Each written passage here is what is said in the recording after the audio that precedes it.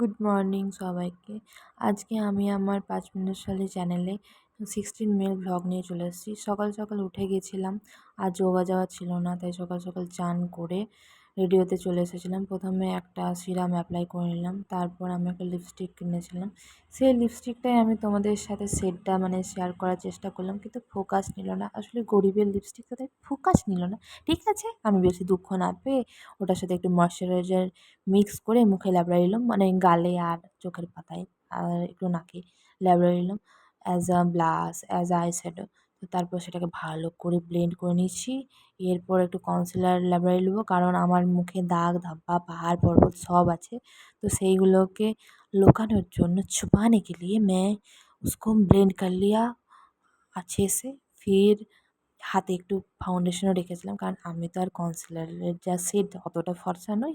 তাই একটু ওই কালারটাকে ব্যালেন্স করার জন্য আমি একটু ফাউন্ডেশন ভালোভাবে ড্যাব ড্যাব করে অ্যাপ্লাই করে পুরোটা সেট করে আমি চলে এসেছি কাজল পরতে। কারণ কাজল আমি পরি না, আমি জানি কাজল পরলে আমাকে পেতনির মতো লাগে, কিন্তু অনেক দিন পর আমার কাজল পরতে মন করেছে, তো আমি পরবই। তো আমি পরে দিয়েছি। তো এরপর ওটাকে মধ্যে একটু স্মোকি এফেক্ট দেওয়ার জন্য আমি ওটা একটু ব্লেন্ড করে নিলাম। তো তারপর একটু কম্প্যাক্ট অ্যাপ্লাই করে নিলাম ম্যাট ফিনিশের জন্য। এরপর একটু সানস পাউডার তো লাগাতেই হবে। আমি সানস পাউডার যদি না লাগিয়ে বেরোই তাহলে আমাকে আর দেখতে পাওয়া যাবে না। ঘরে থেকেই কালো হয়ে যাচ্ছি, এবার সানস পাউডার যদি না লাগাই আর বাইরে বেরিয়ে যাই তাহলে আর দেখা যাবে না। তারপর একটু মাস্কারা অ্যাপ্লাই করে নিলাম সুন্দরভাবে। তারপর একটু ঠোঁটে লিপ লাইনার অ্যাড করে সেই গরিবের লিপস্টিক লাগিয়ে নিয়েছি। হ্যাঁ, তো ফোকাস লাইনার বলে কি লাগাবো না নাকি? আমার ওটাই আছে, আমি ওটা লাগাবো। তো আমি ওটাই লাগাচ্ছি। তারপর আমি চুলটা একটু সুন্দরভাবে সেট করে নিলাম। সুন্দরভাবে কি আধা চুল পরে আমি টাক হয়ে গিয়েছি, তো ঠিক আছে, যতটা ম্যানেজ করা যায় করলাম।